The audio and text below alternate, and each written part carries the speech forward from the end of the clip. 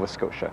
The Cabot Trail is single-handedly the crown jewel of Nova Scotia, and the only way to enjoy it is on a beautiful sunny day like this one. But of course, in order to start our journey, we have to cross this small body of water, and the only way to do that is by the English town cable ferry. It's a short ride, but it's a nice one, and it gives you the homely feeling that you're in Nova Scotia.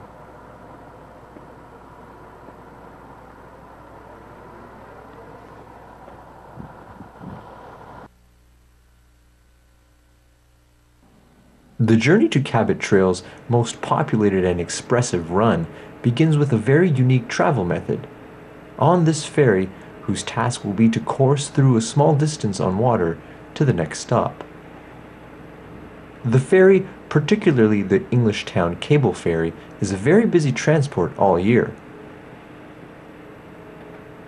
The distance that it traverses from one edge of the land to another may not be as wide, but it is definitely one that covers a lot of depth.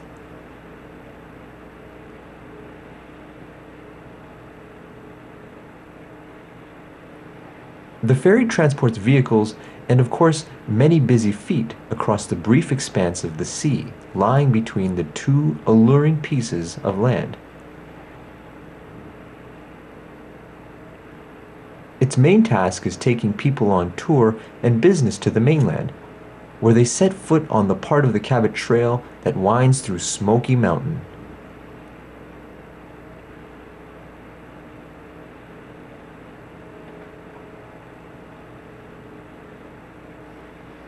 While only a few minutes long journey, the gentle undulations and the backdrop scenery make for a very silent, calm experience.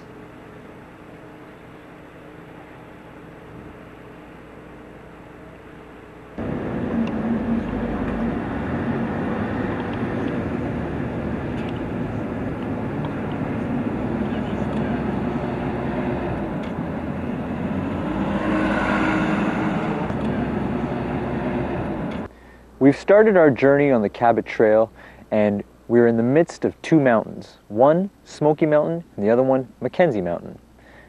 Smoky Mountain got its name from it having a tendency to catch fire every few years. Right now, 160 meters above sea level, we are at a viewpoint, one of the many on Cabot Trail. And really, the views are indescribable.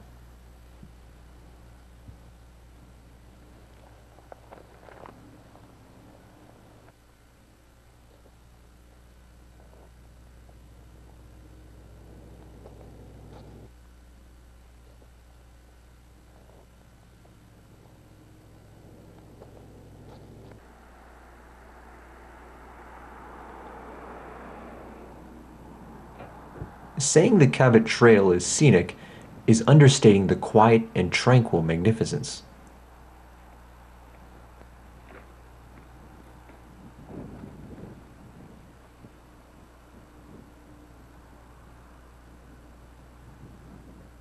Since embarking on the point of the trail running through Smoky Mountain, we saw nothing but stunning landscapes, lush valleys, picturesque waterfalls, and clean, fresh plant life. While revered for the beauty it unveils with each and every turn, the Cabot Trail is one of two trunk highways in Nova Scotia that carries no signed route designation.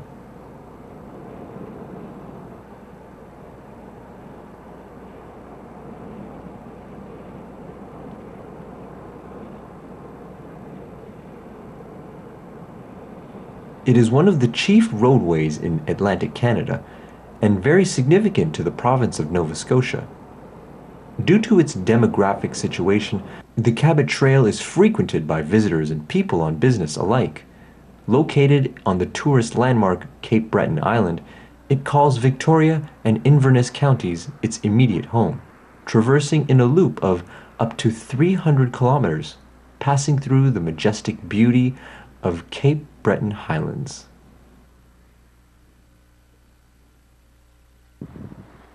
Along with the wonderful views on Cabot Trail, there's also fantastic beaches. This is Inverness Beach, one of the best beaches in all of Nova Scotia. Over to my right is Celtic Lodge, which is a historic resort. And beyond Celtic Lodge is the Highlands Golf Course, which is considered the #1 ranked golf course in all of Canada. It's clear to me that Nova Scotia has the best of everything.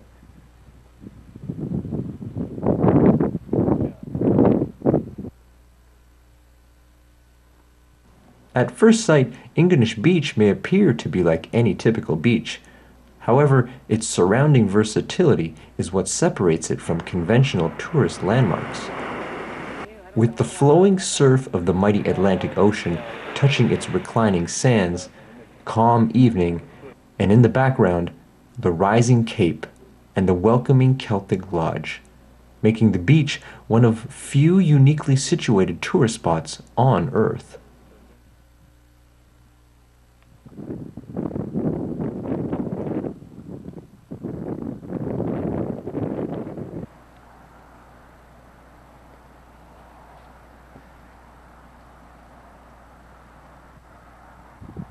There's nothing like enjoying the historic Celtic Lodge here in Nova Scotia. Its original building was constructed in 1940, but that was torn down. The current building behind me was erected in 1951, and it remains today the restaurant and resort area for all to enjoy. In its history, the Celtic Lodge has seen some pretty prominent guests, including the Crown Prince of Japan.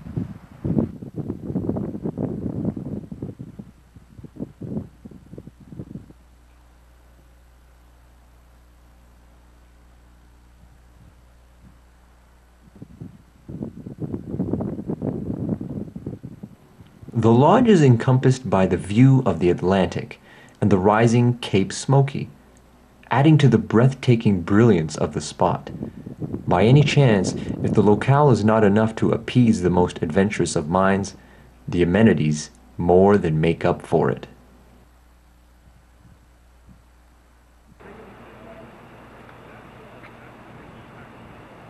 The golf courses, the lush, meadow-like greenery, complement the lodge's almost fantasy setup.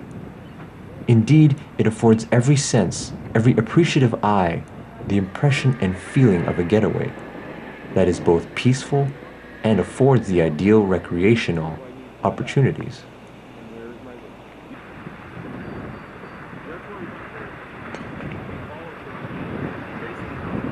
Whether it is a day of relaxing golf at any of the well-groomed courses, or a visit to any of the many side attractions, the lodge's vicinity and surrounding areas offer everything a holiday goer can ask for, and more.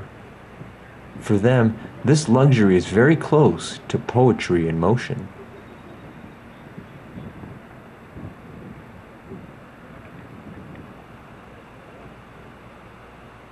Some people may be wondering where the name Cabot Trail came from. Well, it originated from the explorer John Cabot.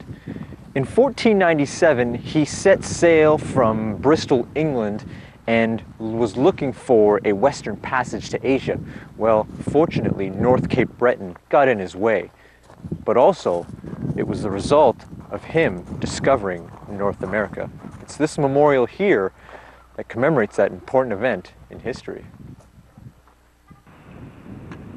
At the village of Cape North, the road divides.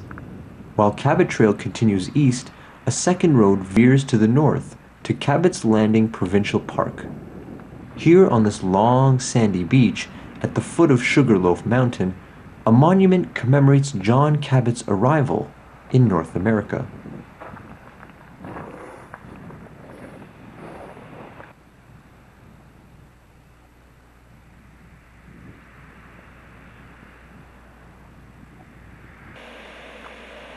Not only does the trail offer a first-hand view of the highlands, but also of the more concealed inland gifts of nature.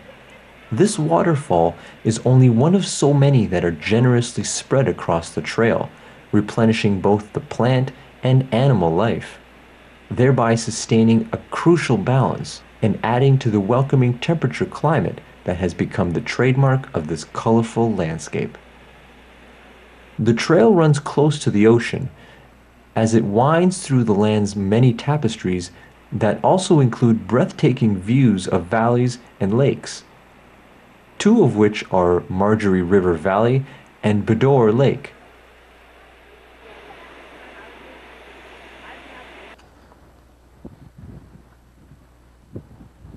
Along Cabot's Trail, there are many small fishing towns, one of them being Neil's Point, which is where we are right now. These small towns are great ways to catch your breath and recharge your batteries on this long trail. After all, Cabot's Trail can take up to about 2 days to complete. While you're in one of these small towns, you can enjoy the local seafood, the scenery, and as I mentioned, kick your feet up and relax. Neil's Harbor was first occupied by Newfoundlanders of Irish and English descent who were engaged in the seasonal fisheries. Each spring, fishermen left their homes in Newfoundland to fish off these rich banks.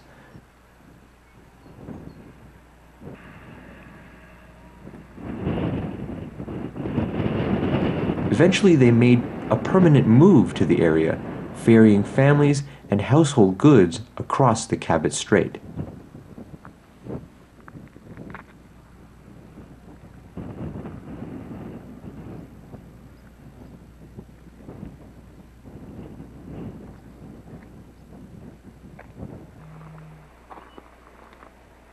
These small residential towns and village presences may be described as a case, if ever, of smaller parts amounting to a greater whole.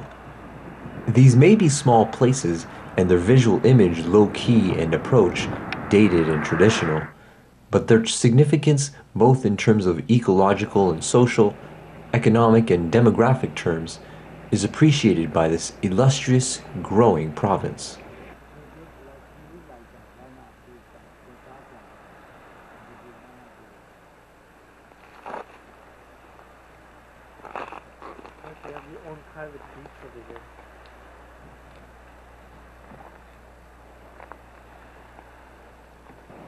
The towns, though, known for their fisheries, are also an ideal refuge for the private and isolated individual. With nothing but the soft padding of gulls' feet and spectacular views of the harbor and sea life, complemented by balmy nights and soft sunsets, the villages are a treat to the eye and a boon for many a low-key, peace and quiet craving individuals.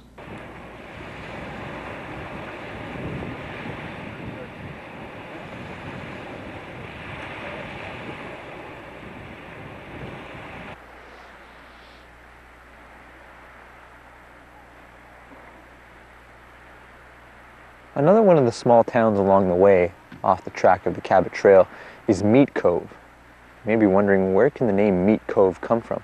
Well, if you look at those mountains in the background, it was once thought that the natives would run the buffalo off the mountains, and then this town here would have an excess of meat, hence Meat Cove.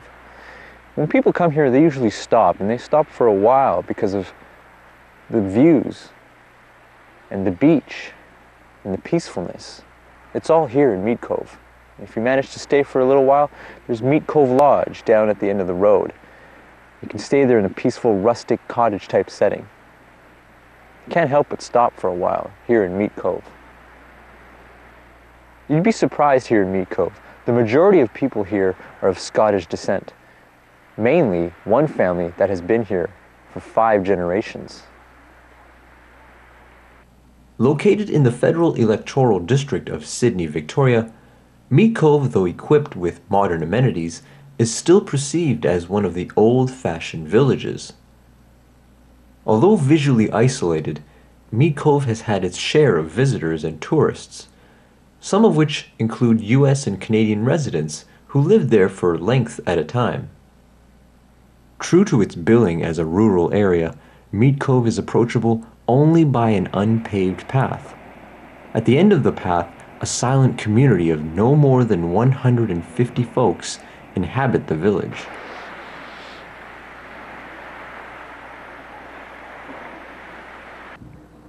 About halfway through your trip on the Cabot Trail, there's an opportunity that comes across maybe once in a lifetime. A very special opportunity. That's whale watching.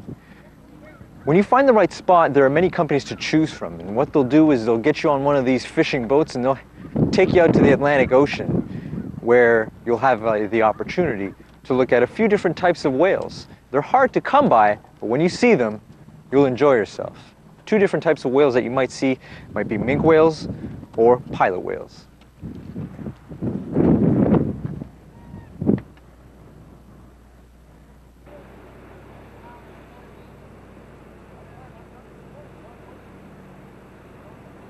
This small harbor and boating front is preparing teams of people to indulge in perhaps a once-in-a-lifetime opportunity to see in person one of nature's most gentle and astoundingly large and agile creatures.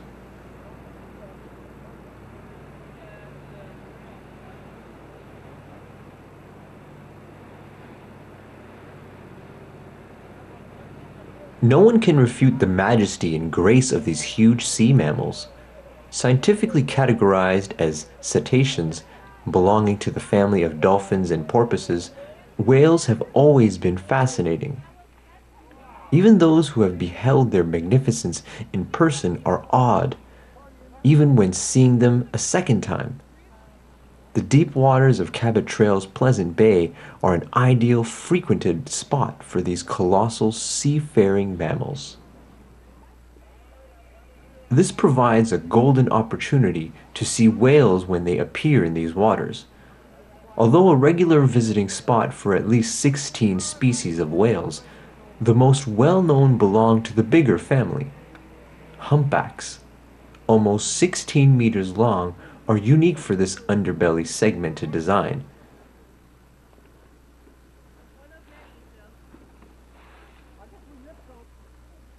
Although huge when comprehended by the eye, they dwarf in comparison to the finback whales that can achieve lengths of even 27 meters.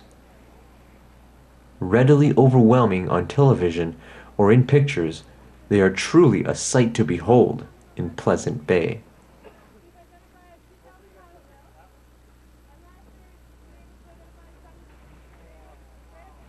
Communicating through unique emissions of sounds that are perfected into recognizable signatures, whales have also afforded room for ample scientific research, particularly in echolocation and sonar capabilities, both of which are potent tools for a whale to use to discern oncoming objects, small particles, fish, and barriers in their path. The sound emitted bounces off objects and returns to them, giving them a clear view. The team members of MTA International Canada Studios certainly had their fill of discovery and excitement seeing these wonderful seafarers firsthand. This community is also referred to as a whale-loving community. A passion to learn about these creatures is not very hard to inspire, particularly if they are capable of displaying such inquisitive traits.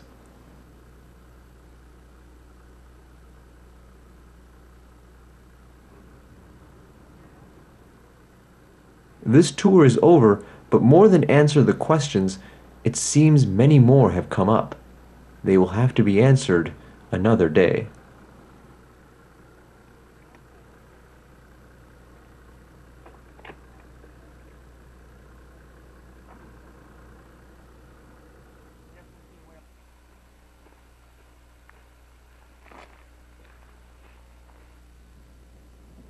Located in Pleasant Bay, Nova Scotia, the Buddhist abbey is far placed from the central home of Buddha, but the bond bred of spirituality in those that subscribe to the doctrine is evident in this small yet cozy abbey.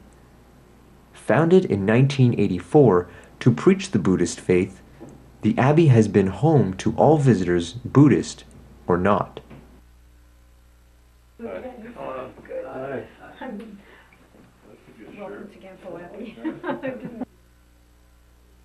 The Buddhist abbey serves as a center in North America and would observe the traditions of Tibetan Buddhism.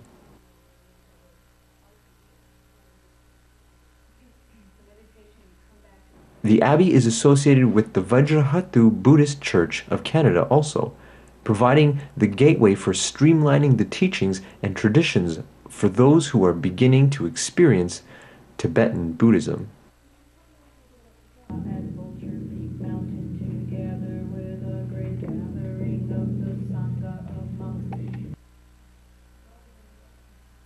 Offering the daily amenities of one who wishes to learn about the Buddhist faith, the abbey is both informative and set in tones of a mild and welcoming homely atmosphere, a tradition they have worked hard to keep going.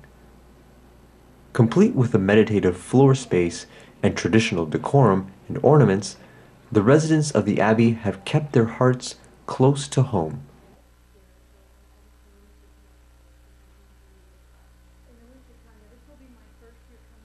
The view of the ocean adds to the simple, peaceful atmosphere. Beit al-Hafiz Mosque is the only Ahmadiyya mosque in the jurisdiction. Located in the sleepy town of Sydney, the mosque is home to about 11 Ahmadi families who come here to pray and hold meetings or conventions. Conveniently located adjacent to the main town of Glace Bay, Ahmadi families are at much convenience when coming to the mosque, since work locations, shopping facilities, and even the airport are only a mere 10 to 20 minutes away. Being here on the edge of Canada in Sydney, Nova Scotia, it's clear that the Ahmadiyya Muslim Jamaat has let thy message reach the corners of the earth. Here, they have Beit al-Hafiz Mosque, which is the headquarters in Sydney, Nova Scotia. And over to my left, they've purchased a new piece of property. That will be known as the Mission House. To find out more about the Ahmadiyya Muslim Jamaat's connection here in Nova Scotia, let's talk to President of Sydney, Nova Scotia's Jamaat.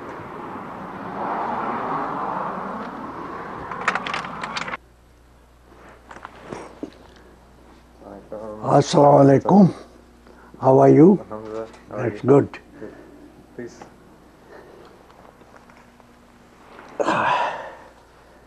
How was your journey? Good journey. So, Dr. Saab, tell me about the Sydney Jamaat. the Sydney Jamaat is about 10 years old. Before that, I was the only one in this part of the province or the world, only me and Raza Qureshi in Halifax. Somehow, with the grace of Allah, we have a Jamaat which is small, but most of the Jamaat members are doctors. Out of that, I should say majority are female. So, mashallah, we have created a Sydney Jamaat in such a way that we have bought a mosque, and this year we bought a small mission house next door. The mosque may be styled with simplicity, but it is very functional in that it serves the overall purpose for Ahmadis who wish to pray or perform other tasks for the Jamaat. One advantage of holding meetings comes from it being soundproof from the inside. Whether it is the common meeting or gathering area, the children's section or the Lajna section, meetings and gatherings, or moreover, prayers are observed with the expedient, quiet atmosphere. The mosque also offers standard mission house facilities, making it possible to carry all work under its roof, affording the convenience of a prayer center and activity center in one. The Cabot Trail's many turns and swerves provided nothing but new sights, fresh sceneries, and more aspects of nature's beauty, complexity, and power. It showed the best Cape Breton and the province of Nova Scotia had to offer, with the power of the Atlantic surrounding it that humbles the boldest, to the quiet existence of its many fishing towns that will soothe the most aggressive of senses. Nova Scotia should be the next destination for any aspiring traveler, lover of nature, and vacationer. We will see you there, with the sun's light in your eyes, and the power of the surf in your heart and mind.